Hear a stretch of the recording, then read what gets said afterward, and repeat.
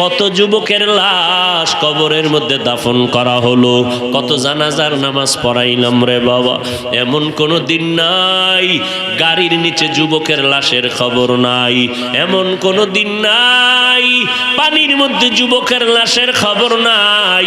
ও যুবক, এখন তাকাইয়া দেখো কত মা সন্তান হারাইয়া বড় অসহায় হয়ে গেল, কত সন্তানেরা মা হারা, কত সন্তান বাবা হারাইয়া বড় এতিম হয়ে গেল। এরে নবীর উম্মতের দল, ওই যে কয়েক মাস বেশি দিন হয় নাই ঢাকা থেকে মোমেনশাহী রোডে, বিশ্ব রোডে ট্রাক চলে, গাড়ি চলে, একটা মা গর্ভের মধ্যে একটা বাচ্চা ধারণ করা, বাচ্চাটা পেটের মধ্যে, আম্মা জান এক হাতে তার কন্যা একটা সন্তান ধরা, সাথে স্বামী, তিনটা লোক রাস্তা পার হতে চলছিল।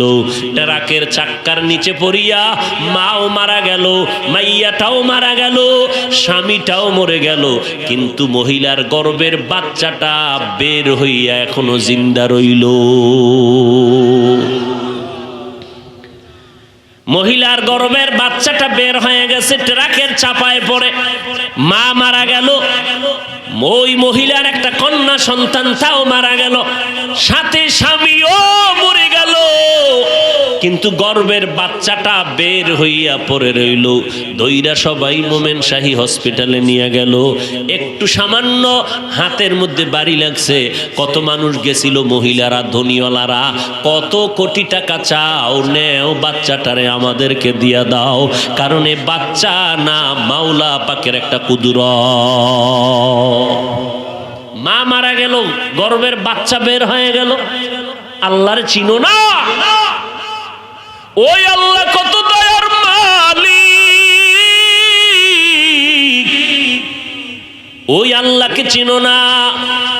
একবার দুইবার তিনবার অন্যায় করবি, মা বলবে তোর মতো ছেলে আমার দরকার নাই। থানায় গিয়ে দেখো কত মা বাবা সন্তানের বিরুদ্ধে মামলা করেছে, আবার কত সন্তান মা বাবার বিরুদ্ধে মামলা করে দেয়। সন্তানের মা জবাই করে, মা সন্তানের জবাই করে। আল্লাহ কয় দেখ, এত অন্যায় করার পর আমি আল্লাহ রাগ করে পানিও বন্ধ করি নাই, বাতাস বন্ধ করি নাই, সূর্যের আলো চাঁদের আলো বন্ধ করি নাই। আমি আল্লাহ তাআলা তোরে তওবার দিকে ডাকছি, আয় আয় বান্দা ফিরে আয়। পাহাড় সম পরিমাণে যদি অন্যায় করো ফিরে আয়। আল্লাহর কাছে দুই ফোঁটা চোখের পানি ছেড়ে যদি তওবা করে নাও রে গোলাম, আল্লাহ বলেন নবী জানায় দেন আমি তার জীবনের সব গুনাহগুলো মুহূর্তে মাফ করে দিব। ও পর্দার আড়ালের আম্মা জানেরা, ও বৃদ্ধ বাবাজি, ও যুবক, জীবনে গুনাহ করে করে করে করে জীবনটারে নাপাক করে ফেলেছি। গুনার কারণে হাত নাপাক, চোখ নাপাক, আমার জিহ্বা নাপাক, অন্তর নাপাক। আল্লাহর কাছে তওবা করে নাও। স্কুলে পড়ি, কলেজে পড়ি, চাকরি করি, ব্যবসা করি, আর কোনোদিন গুনার কাছেও যাব না, মিথ্যা কথা বলবো না, মা বাবাকে কষ্ট দিব না, 5 বেলার নামাজ আর বন্ধ করব না, নবীর তরিকা অনুযায়ী ওলামায়ে কেরামের পরামর্শ নিয়ে চলবো। রিজিকের মালিক আমার আল্লাহ, হায়াতের মালিক আমার আল্লাহ, ইজ্জতের মালিক আমার আল্লাহ। অতএব বান্দাকে কোনো ভয় করে লাভ নাই, আল্লাহ রিজিক দিবে, ইজ্জত দিবে, হায়াত দিবে। অতএব আজকে থেকে রবিউল আউয়ালে আমরা নবীর আদর্শের মালা গলায় লাগাইয়া তওবা করতেছি। মনে মনে আমার আল্লাহকে ডাকো, আর মনে মনে আল্লাহকে বলো হে মালিক। মনে হয় জানো আমার মতো গুনাহগার এই মজলিসে ময়দানে আর কেউ নাই। আজকে যদি আমার এই মানুষ এই এলাকায় জানতো আমি কত বড় অন্যায়কারী, এই চেয়ারে বসাইয়া বয়ান করার সুযোগ আমারে দিত না। ও এলাকার মুসলমান, আজকে তোমার আমার গুনার খবর আমার তোমার মা বাবা, ভাই বোন, স্ত্রী, পরিবারের কেউ জানে না। জানলে ধিক্কার দিয়া তাড়াইয়া দিত, সম্মান কেউ করত না। আল্লাহ কয় বান্দা আমি তোরে রাগ করিয়া তাড়াইয়া দেই নাই, বরং তওবার দরজা দিয়ে ডাকতেছি, আয় ফিরে আয়। আমি আল্লাহ তাআলা তোরে মাফ করার জন্য তৈরি হয়ে গেলাম। এত বয়ানের পরেও যদি বাবা তওবার দরজায় ফিরিয়া না যাও, আল্লাহর নবীর ঘোষণা শুনে শুইনা নাও, গুনাহ নিয়ে যদি কবরে যাও, যেদিন আজরাইল তোমাকে আইসা ধরবে, ওই দিন টের পাইবা তোমার মা, তোমার বাবা, তোমার ভাই, তোমার বোন, তোমার পরিবারের কেউ আর সঙ্গে যাবে না। গায়ের গেঞ্জিটা বেলেট দিয়া কেটে কেটে রেখে দিবে, তিনটা সাদা কাপনের প্যাকেট বানাইয়া ওই বাঁশবাগানে কবরের মধ্যে নিয়ে রাখবে। ওই কবরে যাওয়ার পরে মাটি দিয়া সবাই চলে যাবে, কেউ আমার সঙ্গে নাই, একটা বাতি নেই, অন্ধকার, মাটি আর মাটি। নবী বলেন গুনাহগারেরা তওবা না করিয়া অন্ধকার কবরে যদি যাও, তিনটা প্রশ্ন সবার বেলায় রেডি হয়ে আছে ফেরেশতাদের পক্ষ থেকে। রবের পরিচয় দাও, ধর্মের পরিচয় দাও, রাহমাতুল লিল আলামিনের পরিচয় দাও। তিনটা প্রশ্নের জবাব কোনো গুনাহগারেরা দিতে পারবে না। নবী বলেন সাথে সাথে আমার আল্লাহ রাগান্বিত হইয়া কুদরতের আওয়াজ দিয়া বলবেন, ও কবরের ফেরেশতা, এই নাফরমানেরে আর বিন্দু কোনো সুযোগ দেওয়া হবে না। দুনিয়াতে আমি কম সুযোগ দেই নাই। আমার দেওয়া পানি, আমার দেওয়া সূর্যের আলো বাতাস, আমার দেওয়া চাঁদের আলো, আমার দেওয়া নদীর মাছ, আমার দেওয়া গাছের ফল, জমিনের ফসল খাইয়া এই নিমক হারাম একবারও আলহামদুলিল্লাহ বলে নাই। ওলামায়ে কেরামরা পায়ে ধরে ধরে নামাজের দাওয়াত দিত, একবেলার নামাজ মসজিদে গিয়ে আদায় করে নাই। এখন আর দেরি নাই, জাহান্নামের বিছানাটা কবরে বিছাইয়া দাও, জাহান্নামের সাথে রাস্তা খুলে দাও। একটা না, দুইটা না, 99টা সাপ কবরের মধ্যে চলে আসবে। আল্লাহর নবী বলেন আমার আল্লাহ রাগান্বিত হইয়া কুদরতের আওয়াজ দিয়ে বলবেন, ও কবরের মাটি, এই গুনাহগার নাফরমানকে দুই পার্শ্ব থেকে জোরে জোরে চাপ দাও। এত জোরে চাপ দিবে পাজরের হাড়গুলো চুরমার হয়ে যাবে। ও আল্লাহর বান্দারা, ও যুবকেরা, সূর্যের গরম সহ্য করতে পারি না, গুনাহ নিয়ে কবরে গেলে জাহান্নামের আগুন কেমন করে সহ্য করবারে বাবা। দুনিয়াতে একটা মশার কামড় সইতে পারি না, ওই কবরে সাপের আঘাত কেমন করে সহ্য করবা। এখনো সময় আছে, তওবা করে নাও, অন্তরকে বুঝাও, আর আল্লাহকে বলো, ও মালিক, হেদায়েতের দরজা খুলে দাও। আমার মতো যুবক স্কুল কলেজে পড়ে, চাকরি করে, ব্যবসা করে, নামাজ যদি পড়তে পারে, আমি কেন পারবো না? তো কো যাও সুন্নতে আহমদ কো যা, বা মুহাম্মদ কে বুয়দ নিসবত তোরা কারে শয়তা, মে কুনি নামত ওলি গরওয়ালি ইলানু তস্তে বরওয়ালি। ওগো নবীর উম্মতেরা,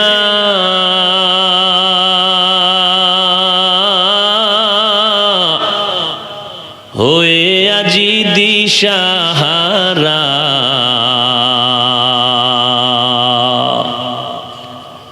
কোরআন হাদিসের চলো যখন যাহা চায় মনে,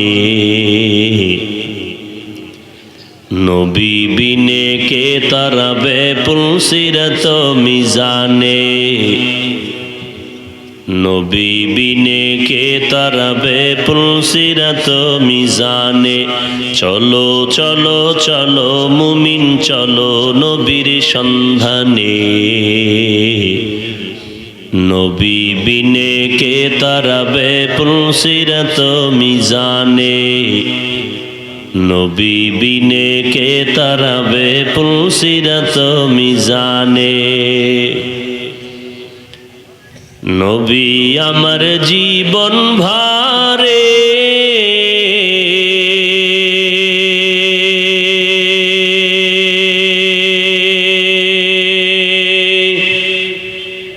দিনের লাগি কষ্ট করে,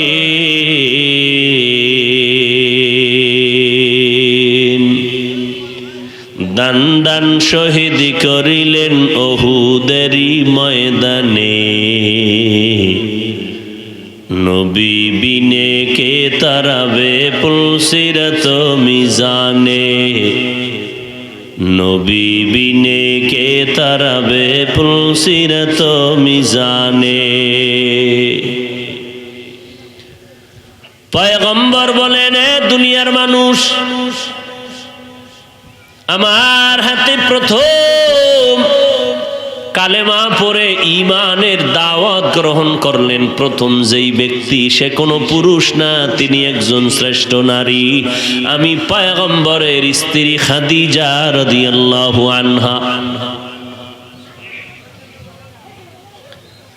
দ্বিতীয় মুসলমান আমার হাতে আমার চাচতো ভাই হযরত আলী রাদিয়াল্লাহু আনহু। বাচ্চাদের মধ্যে প্রথম তিনি কালেমা পড়েছেন, নারীদের মধ্যে প্রথম কালেমা পড়েছেন খাদিজা। আর মুরব্বী বয়সের মধ্যে প্রথম আমার হাতে কালেমা যিনি পড়ে মুসলমান হয়ে জীবনটাকে ধন্য করেন, তিনি হলেন সাহাবী আবু বকর। অন্যান্য সাহাবাদের তুলনায় আবু বকর আমার কাছে বেশি প্রিয়, কারণ যাদেরকে দাওয়াত দিয়েছি কেউ না কেউ কোনো না কোনো প্রশ্ন আমাকে করেছে, বিনা প্রশ্নে বিনা দ্বিধায় একজন আমার হাতে কালেমা পড়ে, কালেমা পড়তে দেরি করে নাই, বিনা প্রশ্নে তিনি হলেন আমার আবু বকর।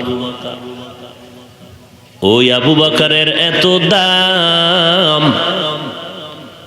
মদিনার নবী বলেন, এ উম্মতেরা, সব মুমিনের আমল যদি এক পাল্লায় দেওয়া হয়, আমার আবু বকরের নেকের পাল্লা ভারী হয়ে যাবে।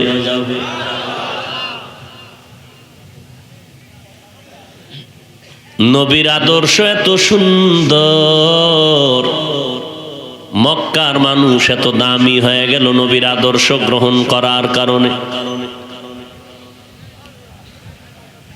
নবীর হাতে কালেমা পড়ে নবীর আশ্চর্য ধরনের ঘটনা দেখে নবী বলেন, আমি এবং আমার সাহাবী আবু বকর একদিন রাস্তা দিয়ে হেঁটে যাই, পাথরওয়ালা পথ, চতুর্পার্শ্বে জঙ্গল আর পাহাড়। হঠাৎ এক চেটিয়াল ময়দান দেখি, বকরির পাল নিয়ে রাখাল দাঁড়ানো, পেটের ভেতরে ক্ষুধা। নবী বলেন, আমি রাখালকে ডাক দিলাম, ও রাখাল এদিকে আসো। রাখাল এসে হাজির হয়ে গেলেন। বললাম, আমাদেরকে একটু বকরির দুগ্ধ পান করাও, আমাদের পেটে ক্ষুধা, একটু দুধের ব্যবস্থা করে দাও। রাখাল বলে, না, এই বকরির পালের আমি দেখাশোনার দায়িত্ব করি, কিন্তু এর মালিক আমি না, মালিকের অনুমতি ছাড়া আমি আপনাদের দুধ দিতে পারি না।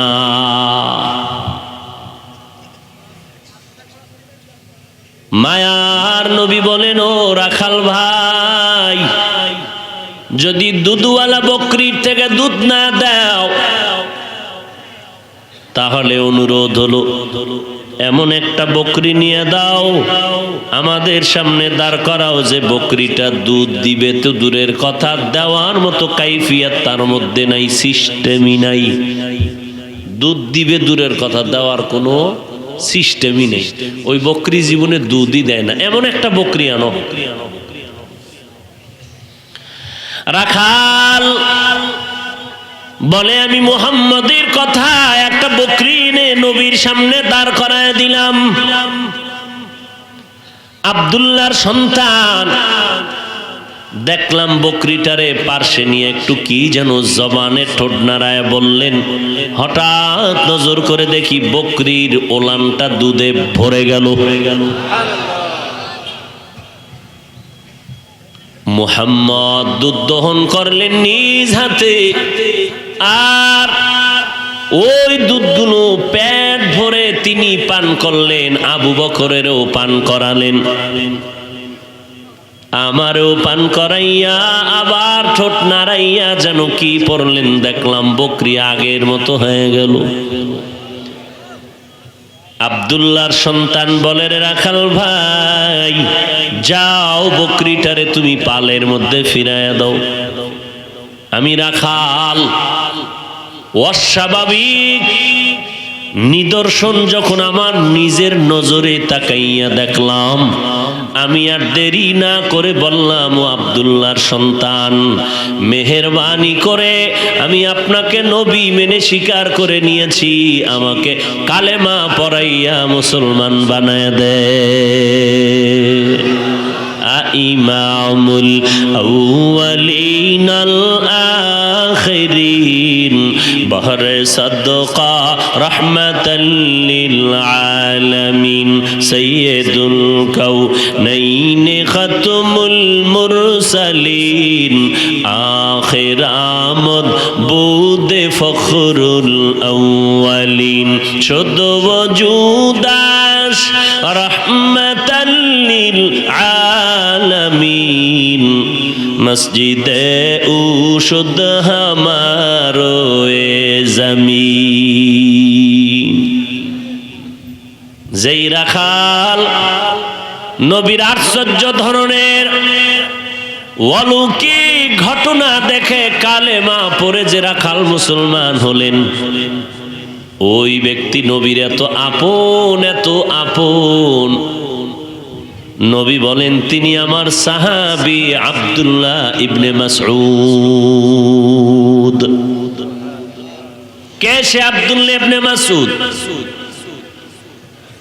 যে আব্দুল্লাহ ইবনে মাসউদকে আল্লাহ এত নিয়ামত দান করেছেন, যে আব্দুল্লাহ ইবনে মাসউদ হাঁটিয়া গেলে পেছন থেকে মনে হয়, তাকাইলে মনে হইতো মদিনাওয়ালা নবীর মতো লাগতেছে।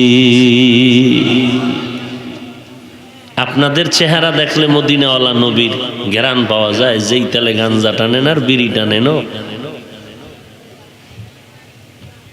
আল্লাহ হেদায়াত দান করুন। কেমন কপাল ভরা যে ওয়াজের ভ্যান্ডেলে নিয়ত করে আইয়াও বিড়ি টানস। আপনি ঠিক না কইলে কি বে ঠিক হইব? আবার মুনাজাতের পরে ওই আগুন মুখে দিয়ে আস্তে আস্তে বাড়ি যাবে। এই যে আগুন লাগলো তোর থতমায়, শুরু শেষ পরিণাম ফল জাহান্নাম, তওবা না করা পর্যন্ত। হে মালিক, মেহেরবানি করে এই আগুনওয়ালাদেরকে আগুন থেকে হেফাজতের ব্যবস্থা করে দেন। আমিনের আওয়াজে বোঝা যাইতেছে কি পরিমাণ কবুল হইব। ঠোঁটগুলো গোলাপের মতো লাল বানায় ফেলাইছে বিড়িটাই না কি? এই বুদ্ধিমানেরা, বিড়ি টেনে টেনে যেমন তোমার ঠোঁট কালো করেছো, তুমি লিখে নাও তোমার কলিজাও এমন কালো হয়েছে। তোমার আর রক্ষা নাই। এত বয়ানের পরেও কেন তোমার অন্তর নরম হয় না? মদিনার নবী বলেন, ক্বালান নবী সাল্লাল্লাহু আলাইহি ওয়া আলিহি ওয়াসাল্লাম, লা ঈমানা লিমান লা হায়া আলাহ। নবী বলেন, যাদের লজ্জা নাই তার কোনো ঈমান নাই।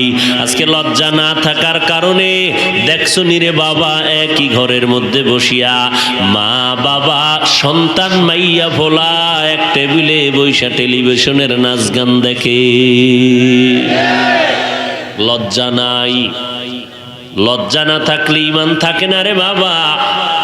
এই জন্য পয়গম্বর বলেন, লজ্জা ঈমানের বড় একটা পাওয়ার। এরে নবীর আশিক, আল্লাহ বলেন, আমার মুহাম্মদকে আমি রহমত করে পাঠাইলাম। শুধু জমিনের জন্য রহমত না, আলামিন জগৎ সমূহের জন্য মুহাম্মদ রহমত। রুহের জগৎ, মায়ের গর্ভের জগৎ, জমিনের জগৎ, কবর জগৎ, হাসর জগৎ, জান্নাত জাহান্নাম জগৎ। জগৎ বলতে যা আছে সব জগতের জন্য হলো আমার নবী রাহমাতুল লিল আলামিন, আর আমার আল্লাহ হলেন রব্বুল আলামিন। রব্বুবিয়ত খুদা কে আয়ে জাহাঁ তক, নবুয়ত মুস্তফা কে হ্যায় ওয়াহাঁ তক। রব্বুবিয়ত খুদা কে আয়ে জাহাঁ তক, নবুয়ত মুস্তফা কে হ্যায় ওয়াহাঁ তক। আমার আল্লাহ হলেন রব্বুল আলামিন। আল্লাহ বলেন আমার বন্ধু মুহাম্মদের বানায়ে দিলাম রহমাতুল লিল। কেমন রহমত আমার নবী! আমার নবী আসমানের জন্য রহমত, আমার নবী জমিনের জন্য রহমত, আমার নবী নদীর মাছের জন্য নবী রহমত, জঙ্গলের প্রাণীর জন্য, হিংস্র জানোয়ার পশুর জন্য আমার নবী রহমত, আমার নবী নারীদের জন্য রহমত, আমার নবী হলেন পুরুষের জন্য রহমত, আমার নবী সমস্ত বেঈমান বিধর্মীদের জন্য রহমত, আমার নবী সকল জগতের জন্য রহমত, আমার নবী দুনিয়াতেও যেমন রহমত, আমার নবী হাসরের ময়দানেও তেমন রহমত। নারীদের জন্য আমার নবী রহমত হয়ে আসলেন।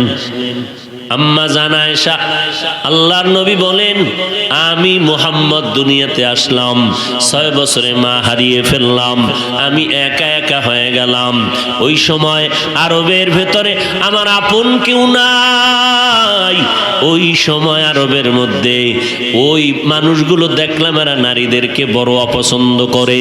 কন্যা সন্তান জন্ম নিলে কন্যাদেরকে তারা দাফন করে জ্যান্ত মেরে ফেলে। বাবায় লজ্জায় মুখ দেখায় না, কেমনে মানুষের সামনে বলবো আমার একটা কন্যা সন্তান জন্ম হয়েছে।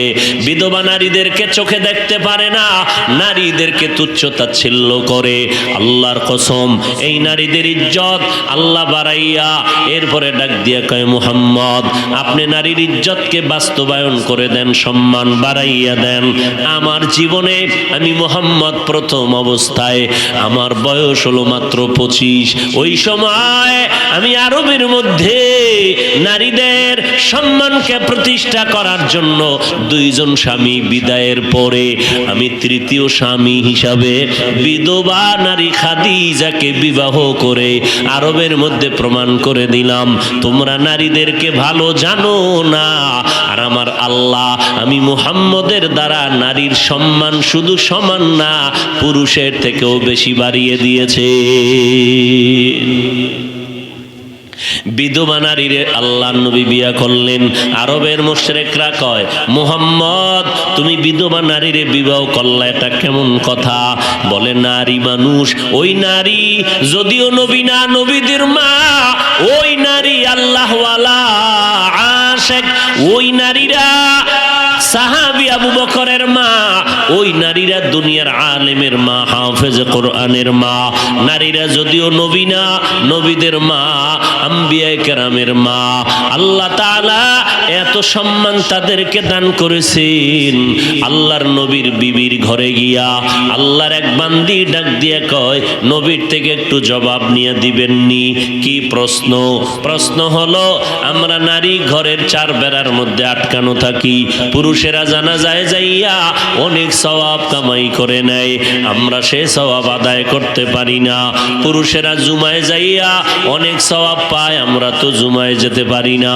পুরুষেরা ঈদগাহে যায়, পুরুষেরা জিহাদের ময়দানে গিয়া শহীদের মর্যাদা পায়, আমরা তো পাইলাম না। নবীজি জবাব দিয়া দিলেন ও বিবি, ওই মহিলা সহ জগতের সব নারীদেরকে জানাইয়া দাও, ও পর্দার আড়ালের নারীরা, ও আম্মা জানেরা, নবীর ঘোষণা, স্থায়ী সিদ্ধান্ত, পুরুষেরা জুমার মসজিদে গিয়া যেই সওয়াব পাবে রে মা, আল্লাহ তাআলা আপনাদের এত মর্যাদা দান করেছেন। ঘরের মধ্যে থাকবেন, স্বামীর মাল হেফাজত করবেন, সন্তানগুলো লালন পালন করে আদর্শওয়ালা মানুষ বানাবেন, ডাক্তার বানাবেন, আদর্শ ডাক্তার, দুশ্চরিত্রবান ডাক্তার বানাইয়া বরদোয়া নিবেন না। ইঞ্জিনিয়ার বানাবেন, আদর্শবান ইঞ্জিনিয়ার, চরিত্রহীন ইঞ্জিনিয়ার বানাইয়া বরদোয়া নিবেন না। সন্তানটারে একটা ভালো প্রফেসর বানাবেন, আদর্শবান বানাইয়েন। একটা দুশ্চরিত্রবান চরিত্রহীন সন্তানেরে আপনি যদি রেখে যান, বরদোয়া ছাড়া কিছুই পাবেন না। নবী কয়, ও নারীরা ঘরের মধ্যে থাকো, স্বামীর মাল হেফাজত করো, সন্তানের লালন পালন করো, আর ঘরের ভেতরে নির্জন জায়গায় নামাজ আদায় যদি করতে পারো রে নারী, পুরুষেরা জিহাদের ময়দানে, জুমার ময়দানে, ঈদের ময়দানে, জানাজার ময়দানে গিয়া যত সওয়াব পাবে, আমার আল্লাহ খুশি হইয়া অটো নারীদেরকে ঘরের মধ্যে তা দিয়া দিবে। আতিনা ফি দারে দুনিয়া না হাসান, আতিনা ফি দারে উকবা না হাসান, ইয়া গিয়াসাল মুস্তাগীসিন ইহদিনা লাফতিখারা বিল উলুমে ওয়াল গিনা। হর গোরি দেনে কো তু তৈয়ার হে, जो न मांगे उससे तू बेजार है। वमा अरसलनाका इल्ला रहमतल लिल आलमीन। আমার নবী রহমাতুল লিল আলামিন, গোটা জগতের জন্য আমার নবী রহমত। আজ অন্য নবীর হায়াত কম, উম্মতের হায়াত কম। অন্য নবীর হায়াত লম্বা, উম্মতেরও হায়াত অনেক বেশি, আমার উম্মতের হায়াত কম। নবী বলেন আমার উম্মতের হায়াত 60 এবং 70-এর মাঝখানে গড়ে থাকবে, এর বেশি যাবে না। ও 40 বছরের ভাই, ও 70 বছরের ভাই, ও 50 বছরের মুরব্বী, কয়দিন আর দুনিয়াতে বাহাদুরি করে বাঁচবেন? যৌবনের হালকা অবস্থা শুরু হয়ে গেল, শক্তি দুর্বল, চোখের পাওয়ার দিন দিন দুর্বল হয়ে যাইতেছে, লাঠি ছাড়া হাঁটতে পারেন না, আগের মতো খানাও খেতে পারেন না, আগের মতো আরামে ঘুম যাইতেও পারেন না। 1 মিনিট 5 মিনিট হাঁটলে আপনার শরীরটা দুর্বল হয়ে যায়। ও আল্লাহর বান্দা, আপনাকে বারবার কবর থেকে সতর্কের বার্তা দেওয়া হয়, রেডি হয়ে যাও, তুমি কবরের জন্য তাড়াতাড়ি প্রস্তুতি গ্রহণ করে নাও। এরে নবীর উম্মতের দল, আমার নবীর বরকতে আল্লাহ তাআলা আমার নবীকে বললেন, ও নবী, আপনার উম্মতের হায়াত যদিও কম, তবে আপনার উম্মতের আমি বরকত দিলাম অনেক বেশি, শুধু আপনার কারণে। কারণ আমি মুহাম্মদকে এত ভালোবাসি, এই রকম ভালোবাসা মোহব্বত আমি আল্লাহ কাউকে বাসি না। ঈসা নবী আমার আশেক, মুসা নবী আমার আশেক, ইব্রাহিম নবী আমি আল্লাহ পাকের আশেক, আর আমি আল্লাহ নিজে হলাম বন্ধু আপনি নবীর আশেক। আপনার কারণে আমি উম্মতেরে, আপনার উম্মতেরে অনেক ফ্যাসিলিটি দিলাম, সুযোগ সুবিধা দিলাম। কি? হায়াত যদিও কম, তবে কম হায়াতে তাদের বরকত হবে বেশি। বলে কেমনে বরকত? অন্য অন্য উম্মতেরা অনেক বছর হায়াত পাইয়া, বনি ইসরাইলের মানুষ দীর্ঘ 1000 মাস একটানা ইবাদত করিয়া অনেক সওয়াব কামাই করত। দিনের বেলা নামাজের মুসাল্লায়, রাতের বেলা আবার জিহাদের ময়দানে রোজাদার। আল্লাহর নবীকে আল্লাহ সান্ত্বনা দিয়া বলেন, পয়গম্বর, আপনার উম্মতেরা সারা বছর রোজাও যদি না রাখে, সারা রাত নামাজ না পড়লেও এশার নামাজ পড়ে যদি ঘুমায়, আবার ঘুম থেকে উঠিয়া যদি ফজরের নামাজ আদায় করে নেয়, আমি আল্লাহ ঘুমাইয়া যেই সময়টা কাটাইবে ওই সময়টাকেও নেকের পাল্লায় উঠাইয়া দিব। আপনার উম্মতের এই সুযোগ দিলাম আপনার কারণে। অন্য নবীর উম্মতেরা গুনাহ করতে করতে সীমা লঙ্ঘন যদি করে যাইতো, এদের চেহারাটা ঘুমের থেকে উঠা দেখতো বানরের মতো, চেহারার আকৃতি পরিবর্তন হয়ে গেছে। ও নবী, আপনার উম্মতের চেহারা গুনার কারণে আমি লজ্জা দিয়া বিকৃত করব না। আপনার শুধু আপনার কারণে এই সুযোগ আমি দিলাম। এই কারণে আজ হাজার অন্যায় করার পর আমি বক্তার বক্তাগিরি নষ্ট হয় না, ইমাম সাহেবের ইমামগিরি যায় না, চেয়ারম্যান সাহেবের চেয়ারম্যানগিরি যায় না, মানুষের সামনে চেহারা নষ্ট হয় না, বিকৃত হয় না। এর একমাত্র কারণ আমার পয়গম্বর হলেন আমাদের জন্য রহমত। নবী আপনি আরো শুনিয়ে দেন, আপনার উম্মতেরা 5 বেলার নামাজ পড়বে। ফজরের নামাজ 4 রাকাতে মাত্র 20 মিনিট সময়, জোহরের 10 রাকাতে 20 মিনিট সময়ের বেশি লাগবে না, আসরের 4 রাকাতে 20 মিনিট সময় দিয়া, মাগরিবের 5 রাকাতে 20 মিনিট, এশার 9 রাকাত নামাজে 20 মিনিট সময় দিয়া যারা 5 বেলার নামাজ আদায় করবে তাদেরকে জানায় দেন আমি আল্লাহ 5 ওয়াক্ত নামাজের বরকতে 50 ওয়াক্ত নামাজের সওয়াব দিয়ে দিব। কাদের কুদরত দারি বরকামাল আনতা রব্বি আনতা হাসবি জুল জালাল তুহি কাদের জলিলুল্লাহ জাহাদার বহর হালে তুহি মেরা নেগাহদার। আমি নবী এমন রহমত হইয়া জমিনে আসলাম।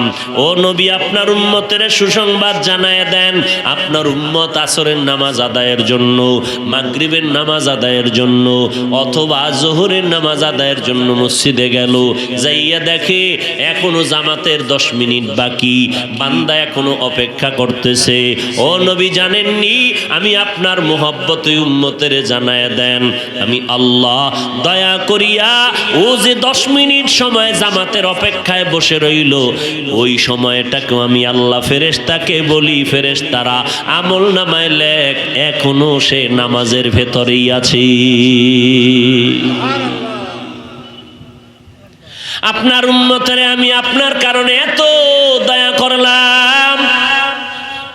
কেউ যদি বলে আমি একটা নেক আমল করবো, ওয়াজ মাহফিলে যাব, সাথে সাথে আমি আল্লাহ তার আমল নামে একটা নেক লিখে দেই। বান্দা যখন ওয়াজ মাহফিলে রওয়ানা নিয়ত করছে যাব, নিয়তের সাথে সাথে একটা নেক। যখন বান্দা ঘর থেকে বের হইয়া রওয়ানা, আল্লাহ বলেন ফেরেশতা আমার নবীর উম্মতের কদমে কদমে সওয়াব দিয়া দাও।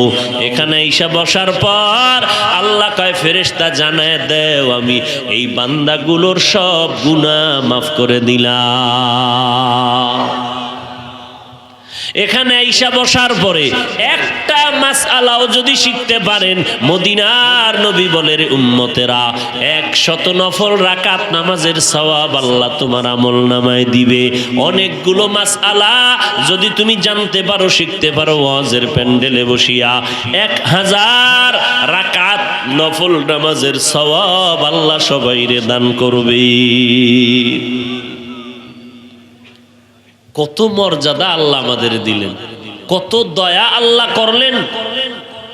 এরে নবীর উম্মতের দল, আমার নবী কেমন রহমতের নবী। আমার নবীজির আদর্শ সেই সময় মানতে গিয়া কত দামি হলো সাহাবায়ে কেরাম। আজ তাকাইয়া দেখেন 1500 বছর পর নবীর আদর্শের মালা টুপি পরলাম, দাড়ি রাখলাম, নামাজ পড়ি, পর্দা করি, হালাল খাই। আজকে নবীর সুন্নতের বরকতে আজ দুনিয়ার মধ্যে সম্মান এখনো আছে না নাই? জোরে বলেন। এরে যুবক, তোমারে কে জানি ধোঁকা দিয়া বলে রাখছে যুবক মোহাম্মদের আদর্শ মতে হুজুরদের বয়ান শুনিয়া এখন চলিস না, স্বাধীনতা থাকবে না। বলো যুবক, আজকে তুমি স্বাধীনতা পাওয়ার জন্য দাড়ি রাখো না, টুপি পরো না, নামাজ পড়ো না, পর্দা করো না, হালাল খাও না। আমরা যারা নামাজ পড়ি, পর্দা করি, হালাল খাই, একটু তুমি আল্লাহর মোহাব্বতে বাস্তব একটু জবাব দাও, নগদ নগদ জবাব দাও। আমরা যারা নবীর তরিকা মতো চলি, আমরা কি পরিমাণ অশান্তিতে আর কষ্টে আছি। আর তোমরা যারা নবীর সুন্নত মানো না, বলো তোমরা আমাদের থেকে কত পার্সেন্ট আরামে আর সম্মানে আছো? জবাব দিতে পারবা না, নাও আমার থেকে জবাব নাও। এরে যুবক, আল্লাহর গোলাম, বুঝানোর জন্য বলছি, কাউকে ছোট করার জন্য বলি না, হেদায়াতের নিয়তে বলছি। রে ভাই, আলহামদুলিল্লাহ, আপনারা যারা নবীর তরিকা মানেন না, স্বাধীনতা নষ্ট হবে মনে করিয়া, আমরা যারা নবীর তরিকা মেনে চলি, নজর করে দেখেন, আপনারা যেমন 3 বেলা খানা খান, আমরাও তো 3 বেলা খানা খাই। আমরা পিওর খাই, ভালো খানা খাই। আপনারা রাতের বেলা ঘুম যান, আমরাও রাতের বেলা ঘুম যাই। আপনারা বিয়ে শাদী করেছেন, সন্তান নিয়েছেন, আমরাও বিবাহ শাদী করে সন্তানের মালিক হয়েছি। আপনারা ব্যবসা করেন, আমরা নবীর তরিকা ঠিক রাইখাও তো ব্যবসা করি। আপনারা চাকরি করেন নবীর তরিকা বাদ দিয়া, আমরা তো নবীর তরিকা ঠিক রাইখাও তো চাকরি করি। র্যাব, আর্মি, পুলিশ, বিডিআরের মধ্যে নবীর তরিকাওয়ালা, দাড়িওয়ালা আছে না? না। আপনারা নবীর তরিকা বাদ দিয়া দেশ বিদেশ ভ্রমণ করেন, সফর করেন, আমরা নবীর তরিকা ঠিক রাইখাও তো দেশ বিদেশ ঘুরতেছি। বলেন, আমাদেরকে তো 1 ইঞ্চি পেছনও আপনারা ফালাইতে পারেন নাই। বরং এমপি সাহেব যদি দেখে, সালাম হুজুর দোয়া করবেন। মন্ত্রী সাহেব দেখলে কয়, সালাম হুজুর দোয়া চাই। একজন এসপি দেখলে কয়, সালাম হুজুর দোয়া করবেন। অতএব আমি বলবো, নবীর তরিকা মানার কারণে আলহামদুলিল্লাহ সারা দুনিয়াতে আমরা স্বাধীনতা নিয়ে বেঁচে আছি, কোনো পেরেশানি আমাদের নাই। নগদ ধরায় দিলাম, এরপরও মানবা না কেন? আমার বয়ানে কি হেদায়েত আছে? এই গ্যারান্টি আছে? নবীর বয়ানে হেদায়েতের গ্যারান্টি নাই। নবী যদি হেদায়েতের মালিক হইতেন, তাহলে আবু জাহালকে নবী কালেমার মালাটা গলায় পরায় দিতে পারতেন। আল্লাহ কয় না, আমি আল্লাহ চাইলে হবে, আপনি নবী চাইলে হবে না। আপনি চান আবু জাহাল কালেমা পড়বে, আমি আল্লাহ চাই না আবু জাহাল কালেমা পড়বে। অতএব আমার সিদ্ধান্তই হবে সঠিক, আপনারটা কখনো হতে পারে না। আমি আল্লাহ চাই না। অতএব নবীর উম্মতের দল চোখের সামনে বুঝাইয়া দেওয়ার পর এরপর নজর করে দেখেন, আমি আপনাদেরকে আমাদের মতো হুজুর হইতে একবারও বলি না, পাগড়িওয়ালা হইতে বলি না, বিশাল একটা তসবিহ নিয়ে টানাটানি করবেন তাও বলি না। বরং আপনি স্কুলে পড়েন আলহামদুলিল্লাহ, কলেজে পড়েন আলহামদুলিল্লাহ, চাকরি করেন, ব্যবসা করেন আলহামদুলিল্লাহ, আপনি যা করেন ওই লাইনে থাকেন। আমাদের মাদ্রাসায় আপনাদের আসার দরকার নাই। কেউ যদি বুঝাইয়া আসতে কয়, আসবেন না, কারণ আমাদের মাদ্রাসায় মাওলানা মুফতি মুহাদ্দিস হওয়ার জন্য ছাত্রের অভাব নাই। কিন্তু আমার সোনার বাংলাদেশে আদর্শবান ডাক্তারের অভাব, মুসলমান আদর্শবান ইঞ্জিনিয়ারের বড় অভাব, মুসলমান আদর্শবান এমপি মন্ত্রীর বড় অভাব, মুসলমান আদর্শওয়ালা এসপি ডিসি ওসির বড় অভাব।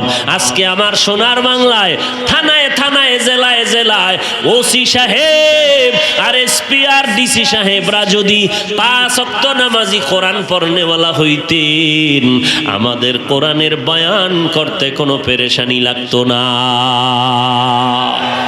অতএব আপনি ডাক্তার হন, আপনি ইঞ্জিনিয়ার হবেন, স্কুল কলেজে লেখাপড়া করিয়া একজন আদর্শবান ডাক্তার হইও রে যুবক, একজন আদর্শবান ইঞ্জিনিয়ার হও। তবে ওখানে থাকিয়া শুধু একটা আমার অনুরোধ থাকবে রে বাবা, যে লাইনে থাকো মদিনাওয়ালার সুন্নতের মালা গলায় লাগাইয়া 5 বেলার নামাজ পড়িও, মা বাবার দোয়া নিয়ে চলিও, আর উলামায়ে কেরামের পরামর্শ নিয়ে আমল করিও। আজকে নজর করে দেখো রে ভাই, তোমার আমার মতো যুবক স্কুল কলেজে লেখাপড়া করে 5 বেলার নামাজ একবারও বাদ দেয় না।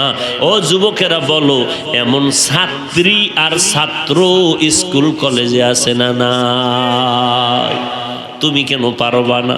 অহংকার নিয়ে চলতেছো, এই অহংকার তোমাকে জাহান্নাম পর্যন্ত নিয়ে যাবে। আল্লাহর কাছে তওবা করে নাও, হে মালিক মেহেরবানি করে তওবাওয়ালা জিন্দেগি আমাদের দান করে। আমিনও কয় না? আরো জোরে বলেন। এরে নবীর আশিক উম্মতের দল, স্কুলে পড়া নিষেধ, কলেজে পড়া নিষেধ না। তোমার আমার মতো যুবক স্কুল কলেজে পড়িও যদি নামাজ পড়ে, অন্তরকে জিজ্ঞাসা করো, বাবা তুমি আমি কেন নামাজ পড়তে পারি না? তোমার আমার মতো যুবক ময়দানে কৃষি কাজ করে, গামছা বিছাইয়া নামাজ পড়ে, তুমি আমি কেন পারবো না?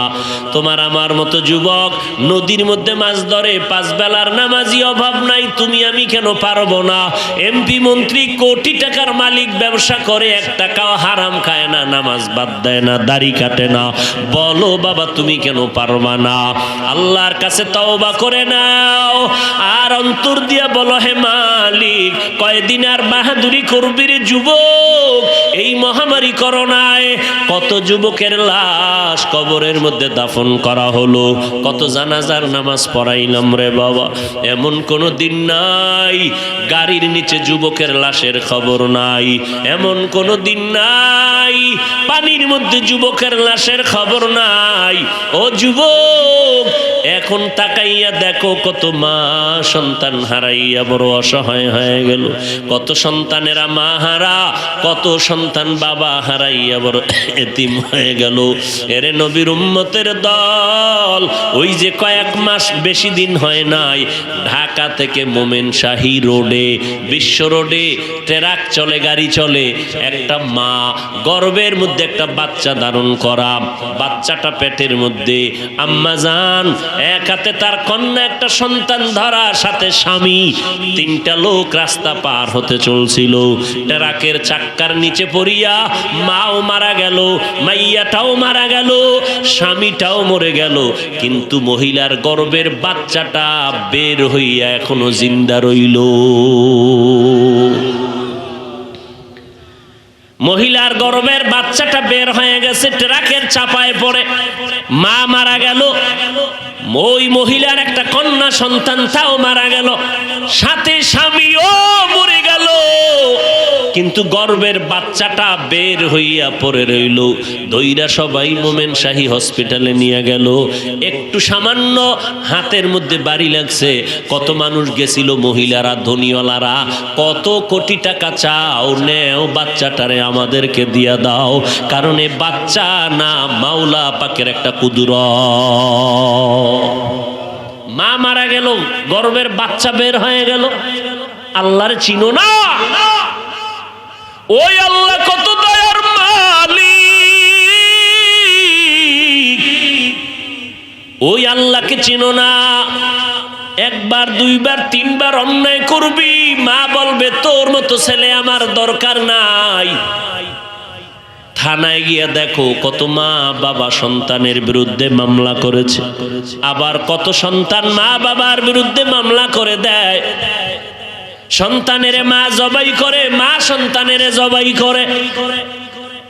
আল্লাহ কয়, দেখ এত অন্যায় করার পর আমি আল্লাহ রাগ করে পানিও বন্ধ করি নাই, বাতাস বন্ধ করি নাই, সূর্যের আলো চাঁদের আলো বন্ধ করি নাই। আমি আল্লাহ তাআলা তোরে তওবার দিকে ডাকছি, আয় আয় বান্দা ফিরে আয়। পাহাড় সম পরিমাণে যদি অন্যায় করো ফিরে আয়। আল্লাহর কাছে 2 ফোঁটা চোখের পানি ছেড়ে যদি তওবা করে নাও রে গোলাম, আল্লাহ বলেন নবী জানায় দেন আমি তার জীবনের সব গুনাহগুলো মুহূর্তে মাফ করে দিব।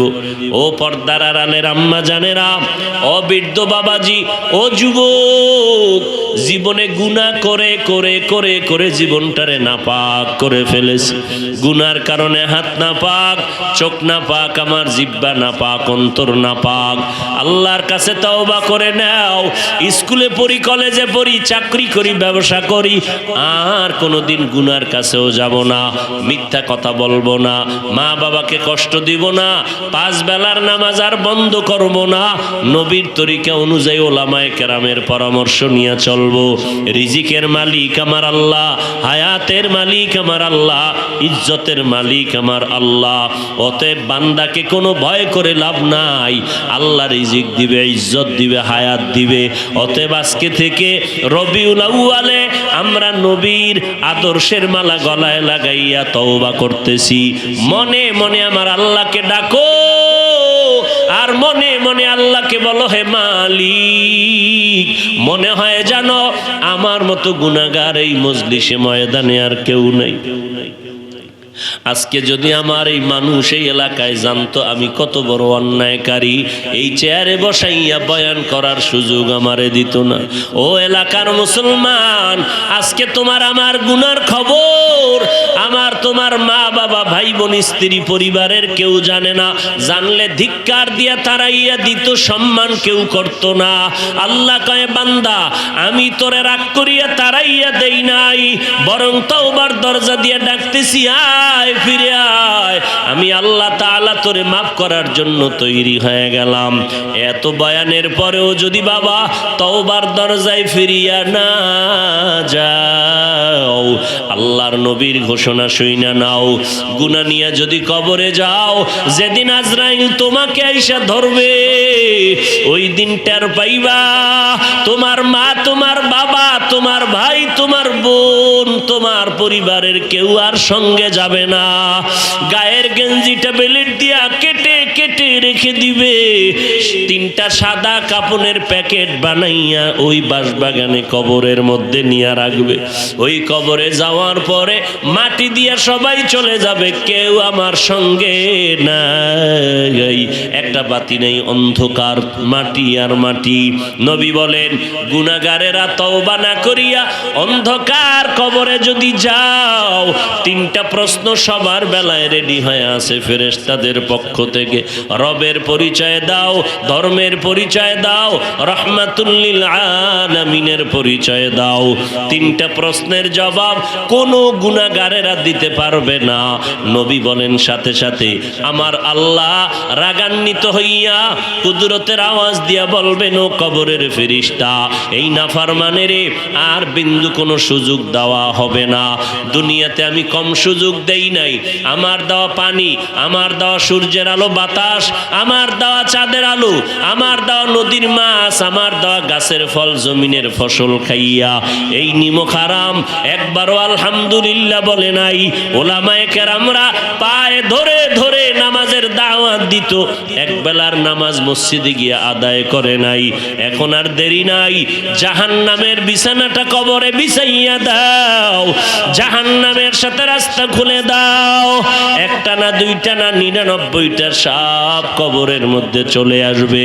আল্লাহর নবী বলেন, আমার আল্লাহ রাগান্বিত হইয়া কুদরতের আওয়াজ দিয়ে বলবেন, ও কবরের মাটি, এই গুনাহগার নাফরমানকে 2 পার্শ্ব থেকে জোরে জোরে চাপ দাও। এত জোরে চাপ দিবে পাজরের হাড়গুলো চুরমার হয়ে যাবে। ও আল্লাহর বান্দারা, ও যুবকেরা, সূর্যের গরম সহ্য করতে পারি না, গুনাহ নিয়ে কবরে গেলে জাহান্নামের আগুন কেমন করে সহ্য করবারে বাবা। দুনিয়াতে একটা মশার কামড় সইতে পারি না, ওই কবরে সাপের আঘাত কেমন করে সহ্য করবা। এখনো সময় আছে, তওবা করে নাও, অন্তরকে বুঝাও, আর আল্লাহকে বলো, ও মালিক, হেদায়েতের দরজা খুলে দাও। আমার মতো যুবক স্কুল কলেজে পড়ে, চাকরি করে, ব্যবসা করে, নামাজ যদি পড়তে পারে আমি কেন পারবো না? শয়তান আমার উপরে ধোঁকা দিছে, মা বাবায় বুঝি আমার উপরে বেজার, কান্না নাই, অন্তর পাথরের মতো শক্ত। আজ থেকে আর নামাজ ছাড়বো না, তওবার নিয়ত করে ফেললাম, মরণের আগে তওবা করিয়া বিদায় নিব, আর জীবনে দাড়ি কাটবো না, মা বাবারে কষ্ট দিব না, আর কোনোদিন নবীর তরিকার বাহিরে চলবো না। উলামায়ে কেরামের পরামর্শ নিয়া জীবনটাকে সুন্দর করে গড়ব ইনশাআল্লাহ। তওবা করার যদি নিয়ত হয়, অন্তরে যদি দুর্বলতা না থাকে, মুনাফিকি যদি অন্তরে না থাকে রে মুসলমান, খাঁটি তওবার নিয়তে দুটো হাত আমার আল্লাহকে দেখাইয়া দাও। ও দয়ার মালিক, মেহেরবানি করে আমাদের হাতগুলো কবুল করে নেন আল্লাহ। তওবা কবুল করে নেন। তওবার উপরে মজবুত হইয়া চলার মতো আমাদের তৌফিক দান করেন, আমিন। আলহামদুলিল্লাহি রাব্বিল আলামিন। ওয়াসসালাতু ওয়াসসালামু আলা সাইয়্যিদিল আম্বিয়াই ওয়াল মুরসালিন ওয়া আলা আলিহি ওয়া আসহাবিহি আজমাইন। ইয়া আরহামার রাহিমিন, ইয়া আরহামার রাহিমিন, ইয়া আরহামার রাহিমিন। রব্বির হামহুমা কামা রব্বায়ানি সগীরা। اللهم إنا نعوذ بك من البرص والجنون والجذام وسيء الأسقام। রব্বুল আলামিন, গুনার বোঝা মাথায় নিয়ে আপনার দরওয়াজায় হাত তুলেছি রে আল্লাহ। কুদরতের নজর দিয়ে তাকাইয়া দেখেন আমরা কত উলামায়ে কেরাম, কত মুরব্বি হাজী সাহেব, কত ব্যবসায়ী, কত চাকরিজীবীরা হাত তুলেছেন, মা বোনেরা হাত তুলেছেন, কলিজার টুকরা যুবক ছাত্র ভাইরা হাত তুলেছেন। আয় আল্লাহ, আমরা গুনাহগার, শয়তানের ধোকায় পড়ে অন্যায় করেছি, তওবার নিয়তে হাত তুললাম, আর গুনাহ করব না। মেহেরবানি করে জীবনের সব গুনাহগুলো মাফ করে দেন আল্লাহ। আয় আল্লাহ, মাহফিল কবুল করে নেন, আয়োজনকারীদের কবুল করে নেন, সহযোগিতাকারীদের কবুল করে নেন, আমাদের সবাইকে নবীর খাঁটি উম্মত হিসাবে কবুল করে নেন আল্লাহ। যারা ব্যবসা করে কামাই রুজিতে হালাল ভাবে বরকত বাড়ায় দেন, হারাম থেকে হেফাজত করেন আল্লাহ। মা বোনদের মাফ করে দেন আল্লাহ, সন্তানগুলো নেককার বানায় দেন আল্লাহ। সারা দুনিয়াবাসীকে মাফ করে দেন, মহামারী থেকে চিরমুক্ত করে দেন আল্লাহ। বাংলাদেশ শান্তির দেশ বানায় দেন, প্রশাসনিকভাবে যারা কাজ করে দিনের খাদেম বানায় দেন, জনপ্রতিনিধি যারা দিনের খাদেম বানায় দেন, হালাল রিজিক বাড়ায় দেন, অভাব দূর করে ঋণ আদায়ের ব্যবস্থা করে দেন রব্বুল আলামিন।